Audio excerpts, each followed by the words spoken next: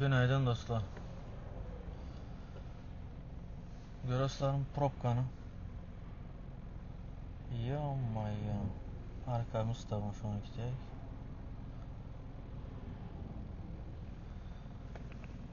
Şimdi bu arada biraz ayırıp geçeyim. Ön probka bulan vaktinde nerimi ettim. Özümü kaharlandırattım. Tipi işe geç kalıyordum ben. O şimdi durup dururken davlenyalarımı göterettim. Rullara ellerimi uğrattım.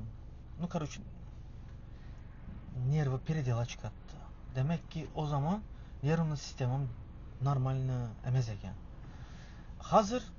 Hazırım şu положение, пробка, уже моя reaksiyam başka kelebe oldu. Значит, ben ütkedim. Значит, kandak ütkedim.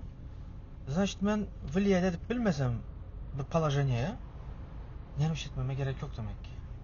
Влиять edip bilsem, onda ne için nerv işledim ki? Влиять edemem резко, прямой. Все.